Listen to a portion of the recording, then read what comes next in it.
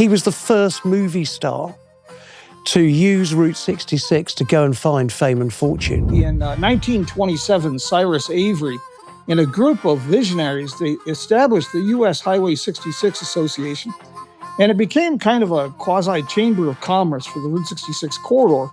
The goal was to have the road paved from end to end and to promote the highway. That idea of like investing in a property, but a property that has history in our city, in our region, in the United States. And when another biker comes towards you, you put out two fingers like that. And that just means we're riding. All of us. Yeah, we're kindred spirits. We're a worldwide community of motorcyclists. Yeah. 2026 marks 100 years since the most famous road in the world, Route 66, was established. Centenary celebrations are in full swing across America, and we're also marking the occasion here in the UK with Route 66, America's greatest road trip, a new podcast brought to you by Visit the USA and produced by Telegraph Media Group. I'm Sean Fletcher. I was born in America in the 1970s, and I grew up influenced by its culture. It's been a thread running through my life for more than 50 years. Throughout this series, I'll be exploring themes that shape the Mother Road, which travels from Chicago to LA, spanning 2,500 miles and 8 states. From music, film and TV to history, the great outdoors, food, art, culture and sport. There's so much to discover. Helping me unpack it all are some very special guests and experts, each sharing their own experiences of the route. And along the way, we'll be meeting locals too, from rock bands in Illinois to surfers in California. They'll share their stories, favourite stops and hidden gems. So buckle up and join us for the journey. There's never been a better time to discover the USA.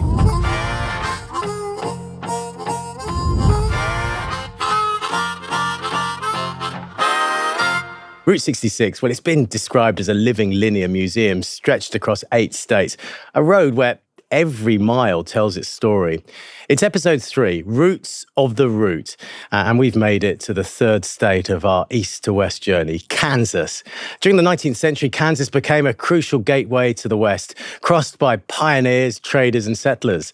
Joining me to talk about the road's history is a man who's travelled the whole route, not just once, but 3 times. Also TV presenter and avid motorcyclist, Henry Cole. Great to see you. Hey, look, man, it's so good to be here. So we're starting this episode in Kansas. Yeah.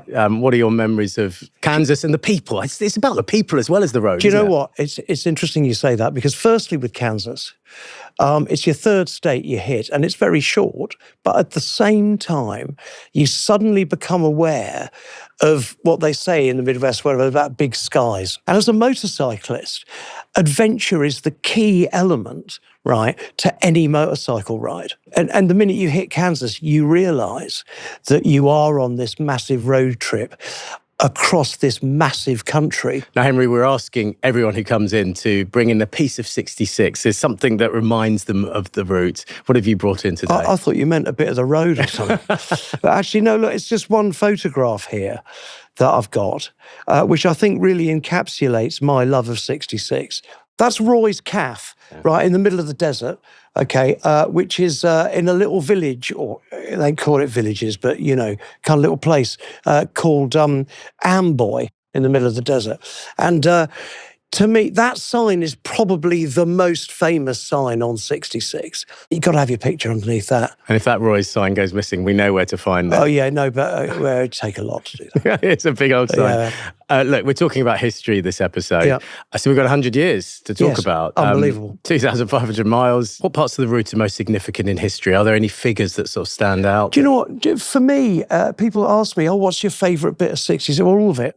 Yeah, because it's so diverse in its culture, it's so diverse in its landscape, it's so diverse in its history as well. But I must say, you know, there's one person actually who instigated the mythology of 66, which was Will Rogers, a film star called Will Rogers, who I think it was the 20s or early 30s. That's why it's also called the Will Rogers Highway. Mm-hmm. Yeah, man, you got to see this dude, right? What he could do with a lasso is, you know, concerning. Yeah, I mean, he was an amazing man. Yeah. And he is synonymous with 66 because he used it to create. He was one of the most famous people at that time. So like an entertainer, a singer, he was whatever. a movie star, entertainer, he was a horseman as well. Yeah. Do you know what I mean? Yeah. So This was all the rage because of all the cowboy films and all that kind of stuff. I mean, he was known as Oklahoma's favourite son. Oh, there you go. Why do you think he became emblematic of the spirit of Route 66? Was it because he travelled along the route, or was it because the route was new at the time? No. I think it's this, and I think it's this is what embodies 66, which is basically he had nothing going on in Oklahoma really. No one, actually appreciated hugely his talents. I mean, they did on a local level. Yeah. But what he did is he used Route 66 to live the American dream. Yeah. And so I think that's why his notoriety within Route 66, or when you're talking about Route 66, is so important, because he was one of the very first people who, the public could see, you and me could see, that someone used Route 66 to find that American dream, find that fame and fortune. And he was the first to do it. Yeah. Let's go further back into history. I mean, there are so many famous geological landmarks along the route. There are. Like Meteor Crater. A meteor hit the Arizona desert 50,000 years ago, man. And what's left is a huge and incredible crater. And probably, I think, one of the best in the world, actually, as regards looking like a meteor crater. You know what I mean? It's just an amazing place. I mean, honestly, it's massive, and definitely worth a shout anyway, man. Just like a lot of things on 66. Route 66 today is, it's synonymous, and it has been for a long time, with iconic gas stations and, those neon signs. Yes. You've touched on it with your piece of 66. Tell us about some of your favourites. In Barstow, there's the Route 66 motel, right? And that's still got the round beds. Right, but it's got neons everywhere outside it, man. And you think you're lying in your round bed, which obviously has been there since the 50s, right? And you look into the neons outside, you think, man, I've made it. This is it, man. I'm here. Yeah. Dixie's truck stop is definitely worth a look, right? Where's that? Oh, it's the beginning of 66. It's about 200 miles in. Yeah. And, but there's truck stops all the way along, and with the big rigs and all that kind of stuff. That's what 66 is about, and riding the American dream is all about. Well, Henry, we're going to go to America now and bring in Jim Hinckley, who's an author and historian. Jim, welcome to the show. How do you folks do today? I've got Henry with me here. Yeah, a fellow author of Route 66. Oh, well, excellent. Well, you can sort of call me that, really. Look, Jim, Route 66 is woven into American history. Let's start all the way back at the beginning. Why was it built in 1926? Well, if we go back to the beginning, we actually go back to about 1830. But the reason it was the U.S. highway system was created in 25 and 26, simply put, we needed a highway system. We were being overrun with automobiles, and we didn't have roads. In a nutshell, that's what it boils down to. So, and why was the start Chicago? I mean, if you're going east to west, and the end all the way on the west coast, in Santa Monica, why was it not New York to the west coast or Miami to the west coast? Well, Route 66, US 66, was part of an entire network of US highways. And US 66 largely followed the railroad from Chicago. And Chicago was the central rail hub for the United States during that period.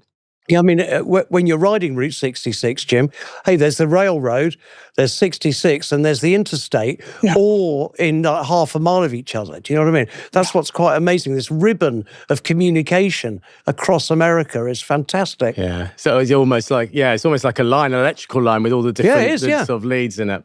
And if you take that even further, here, like in the Southwest, Arizona and California, there was a Native American trade route that stretched across this area for over 1,000 years. The Spanish showed up about 1776. They followed that. Lieutenant Beale and his camel caravan established the Beale Wagon Road, the first federally funded road in the Southwest. Then the railroad, and then National Trails Road, then Route 66, then I-40, and just layer upon layer. It was never going to be called 66, am I right, Jim? It had a different alignment, or not? Yeah, it started out as US 60, That's it. And there was a political compromise needed to get the federal highway system approved. And Cyrus Avery and a band of folks there, they struck a compromise, and they came up with US 66. And you're right about the different alignments. When people ask me about Route 66, I ask them which one, because before 1937, Route 66 in New Mexico made a loop from Santa Rosa up through Santa Fe and down to Albuquerque. In Arizona, before 1952, the road went up on those switchbacks through the Black Mountains. And then it was moved over to Yucca, Arizona, which is now I-40. So it was in a constant state of evolution, but it never evolved fast enough to meet the growing needs of the motorist. So why did it become known as the Mother Road?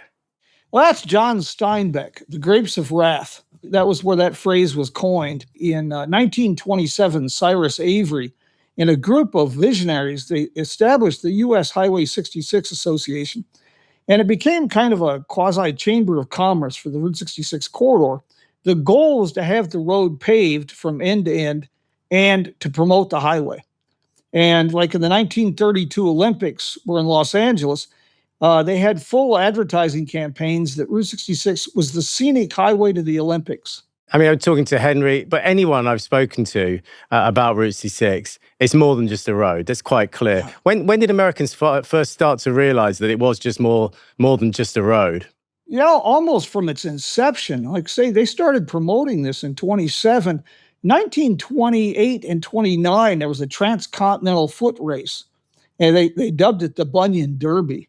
And that put an international spotlight on Route 66 because they were paying a $20,000 purse. And it became an American story when a gentleman from Foyle, Oklahoma, entered the race and started to dominate all these international racers. And like I say, then we had the Olympics, then we had the Grapes of Wrath, the song, the I Love Lucy show, the TV show Route 66, Easy Rider. They're all tied into Route 66. It's almost like America's longest small town. It's a sense of community that's pretty powerful, and it's an international sense of community. Well, Jim, that is a great place to end our chat with you. Thank you very much indeed. So much amazing insight there. Thank you. Thanks, Jim. Bye-bye. All right. Oh, it's great talking to Jim. He's a Route 66 encyclopedia, a bit like you. Well, I wouldn't say that. I'm more a kind of fanzine, probably. But, you know, there's loads of people like Jim throughout the route. Yeah. And they're only too happy to tell you, you know, about the history and all that kind of stuff. And also there's just countless museums as you travel, you know, again, which you can dip in and out of. So the different motorcycles that you've traveled Route 66 on, tell me about them. So it's 3 times you've traveled it completely. Okay, yeah. So look, twice I've done it on Harleys, okay? And then once I did it on that American chop I showed you. To get into the whole American vibe, you've got to ride a V-twin, okay? American-made V-twin. Can you just explain what a V-twin is? Yeah, okay, V-twin piston engine. Okay, so a V-twin, or you can get inline 4, you know, cylinders, but they're 2 cylinders like that, all right? And that is the American motorcycle, all right? V-twin, okay? So whether it's an S&S motor, a Remtech, a Harley-Davidson, whatever an Indian, they've all got to be V-twins, okay? And they all are, right? So you've got to have that thud of the V-twin, to encapsulate the whole Route 66 sound, as well as, you know, the visuals. What's the motorcycle etiquette that you need to know? Is there any etiquette? Motorcycle etiquette, firstly, there are 2 fingers that you need to show when you're riding in America. Not how we perceive 2 fingers, which are basically telling people to go away, yeah? But you ride on 2 wheels, right? So you're riding along like that, right? And when another biker comes towards you, you put out 2 fingers like that. And that just means we're riding. All of us. Yeah. Yeah, we're kindred spirits. We're a worldwide community of motorcyclists. Yeah. So you've ridden Route 66 in your 30s, 40s, and in your 50s. Yes. What was your favourite age to ride it? All of them. Come on, you've got to pick one. No, for different reasons. I mean, I think what's interesting about 66 is as you get older, you become more aware of history and the cultural legacy that anything like Route 66 has left, or has changed the world. So in the 30s, in your 30s, you want to ride the American dream and you want to get to LA. 40s, you're in some middle ground, really. You want to behave yourself because your kids are young and, all that kind of stuff. But at the same time, you're beginning to enthuse about things that you wouldn't normally enthuse about, by which I mean history. Yeah. And then at your 50s, your kids are grown up, and they can fend for themselves now. So I can really do what I want. So that's why when I go back when I was 60, I'm 62 now. Yeah. But with your kids, I want to go and ride it with my kids. Yeah. Because they're in their 20s now. And I really want to go and do that because I want to, move it on to the next generation, that passion and that love. Yeah. Just one thing, just an aside. People often say to me, oh, well, why do you ride Route 66 from east to west? Yeah. Well, because that's its whole culture. It had been this, migration of a motorized, population back in the 20s and 30s, trying to find hope in California. From those 3 trips in 3 different decades of your life, what did you learn? And did you learn something different when you were younger? And I learned a lot about myself. This is a life-changing experience to me as a biker, right? Okay, but to me and to loads of other people like me who are into that pop culture, etc., or want to find out about it, then you really need to take time on 66 to immerse yourself in yourself. Well, Henry, we're going to head to Amarillo, Texas, to speak to Amy Von Lintel, an art historian, a lecturer and a brewery owner. Well, I mean, Amy, you are multi-talented. Thanks for joining us. Of course. Thank you for having me. Yeah, my day job is being an art history professor at a local college. But my husband is the one who had the dream to open up the brewery. And we have a lot of co-owners, but now we're running this business in the middle of the historic district in Amarillo, the historic Route 66 district. Yeah. And you're in the brewery now. We can actually see Route 66 behind you, can't we? Yes, the cars going by are on the Mother Road. Yeah. And we just recently had our 100-year festival in Amarillo, and the road was shut down. There were people everywhere. It was very fun. The building you're in was built in the 1930s, so that's around about the time. I mean, it's a bit after the road was built. It's close to the road there. Do you get a real sense of history when you're in that building? The building that I'm sitting in is 1948. But the family who built that building started their fruit stand in the 1930s. So they continuously owned a family business that built this building from the 30s into the 40s and on. And so, yeah, I mean, sitting here, I feel it used to be a grocery store. So it went from a fruit stand to a grocery store. But then it's been all kinds of things, including an exotic pet store, a furniture shop, a car dealership, you name it. So now we're a craft brewery. And the legacy goes on. So it was a fruit stand. Well, a fruit stand was there. It's a grocery store and now a brewery. Yes, sir. What does that tell you about the evolution of Amarillo and also of the route? I mean, it's changed in a positive way. How do you see it? Well, what I think is really cool is how family businesses have believed in this road and in this road in Amarillo, and they've invested their livelihoods in that. And I actually have a little letter here that the family, I'm connected to the daughter of the man who opened the grocery store and built this building. And she has a letter that she has given me that he wrote. And he says, God has just blessed me with this business. He was so proud that he made it work.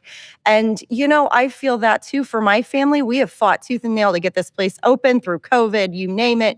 But yeah, that idea of investing in a property, but a property that has history in our city, in our region, in the United States. So yeah, being connected to those layers of history just by a space and a site is pretty cool. I mean, it sounds like I could have been doing this interview 50 years ago with someone who was at the same place or anywhere along Route 66. There are businesses where there's a real sense of people fighting hard to get their business going for the success of the route and of their business. Absolutely. All up and down. I mean, we know our neighbors in this little zone in Amarillo well, and everybody is a fighter. Everybody is scrappy. You just feel like it's the heartbeat of the city. You know, the city's expanded out south, but they haven't taken the soul of the city. This is the soul of the city. It's amazing, actually, though, that when the interstate came through in the 70s, I mean, that was a real challenge for people who were running their businesses on 66, because obviously people stopped using it, even though the interstate was sometimes only a mile away. Do you know what I mean? There was no turn-off, you know, to go into Amarillo, whatever it was. But that tells you how amazing it is that Route 66 is still a thing, and the thing that we're talking about. Yes. So in Amarillo, you're exactly right. The interstate is miles away from where I'm sitting. And even to this day, we try to lure people off the interstate. I think we've made a comeback because people do want to get off the highway. They do want to get, you know, find the historical parts of the town. And you really can't see a lot driving 80 on an interstate. Yeah. No, how important is Route 66, not just to the history of Amarillo, but the history of Texas? That is a great question. So Route 66 goes through the part of Texas that I call the Hat, because it looks like a hat to me, but it's actually called the Panhandle. Doesn't look like the handle of a pan, but fine. So it's a skinny part of Texas, and it's a northern part of Texas. So, you know, Amarillo is on latitude with Oklahoma City and Albuquerque. And we're closer to Oklahoma City and Albuquerque than we are to Dallas, to Houston, to San Antonio. And so it is a unique part of Texas that we're really proud of. We like to say it's the real Texas. Everybody fights over what that is. Amarillo is still very much like cattle-oriented, cowboys. I mean, at my college, where I teach, I have students that come right off the ranch wearing their ranch clothes. So it is not a fashion statement. It is a way of life here. It's a way of life. And so, I mean, it's Texas, but it's a unique part of Texas. When visitors stop there today, do they get a different experience when they're coming along Route 66 and they stop in that part of Texas that you're talking about to, say, 30, 40, 50 years ago? Has it changed? I think, yes, there's been some amazing restoration projects because it is not very far to drive Route 66 in Texas. It's like under 2 hours. It's not very far. But places like Shamrock, which have refurbished their, it's called the U-Drop Inn, and it was actually featured in Disney's Cars movie. It is beautifully restored. So maybe, 50 years ago, it would have been slightly run down, but you have this sense of nostalgia that people have put their money into. I mean, even the sign that you see over my shoulder, that is a retro design sign. It is not, neon, because we have hailstorms. It would be ludicrously expensive to do traditional neon. We actually had a windstorm that blew down the plexiglass, Amarillo's the windiest city in the United States. Chicago has nothing on us. But the idea of bringing back that retro feel and that people are investing in that, I think that is something that this part of Texas is doing a great job of. Well, Amy, we think you're the real Texas. Don't listen to those other Texans. Oh my you're God. The real deal. I'm not from Texas. I will never be Texan. I mean, every day I get a little more Texan, let me admit that. But no, I didn't grow up here, and we've adopted this place as our home. I've been here 16 years, but I'm not from this area. So I have learned about it since the day I landed here. I've written books about the art from the region. I have just fallen in love with this region. It is very much like hybrid of being American West, Southwest, Midwest, South, Texas, you name it. It's all of it right here. But that weirdness factor is something that I've fallen for. Well, to us, you're a real Texan, and to us, that's a real Texas. Amy, thank you very much indeed. Sure. Thank you, Amy. I could talk about this all day. I really appreciate your interest in our little road over here. Yeah. Well, thank you very much indeed. It's great to have you on. Yeah, thank you so much. Well, and you've been to Amarillo, haven't you? Man, yeah, I have. Oh, yeah. I'll tell you what, it reminds me of the music, though. Is this the way to Amarillo, right? And when I'm on my Harley, okay, whatever it is, and I'm riding towards Amarillo, I do sing, is this the way to Amarillo? Yes, it is. You sing it as you go. I do, yeah. Brilliant. But it's a great place, man. Definitely worth a visit. Yeah. Yeah. Look, Thank you so much for your time today. Pleasure, man. Before you go, we ask everybody who's been on the show to come up with some quick fire questions or answers and quick fire questions. I'll try. Just so that people who are planning their trips can sort of base it around that. Yep. So our 4 quick fire questions are: what is your mother road must see? Hackberry Stores in the desert is everything that Route 66 you imagine it to be. It is a grocery store, but it's also a gift shop. That sounds weird, but it's got the most incredible memorabilia outside. They've just removed the Corvette from there, I think. But it's just go there, man. It's just fantastic. And it just embodies everything that's great about 66. You have totally sold it. Can you share a highway hidden gem? For me, the hidden gems on Route 66 are the boneyards. Now, we call them scrapyards, right?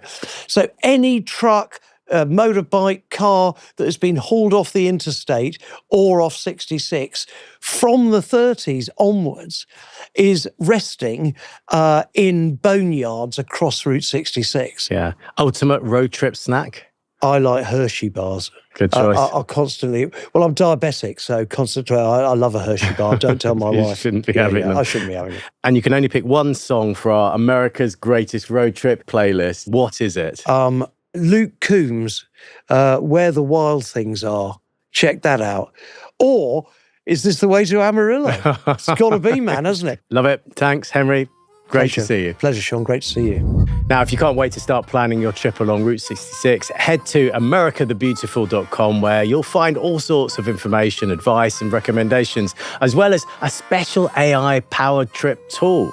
In the next episode of Route 66, America's Greatest Road Trip, we're heading to Oklahoma to learn about the beautiful landscapes of America.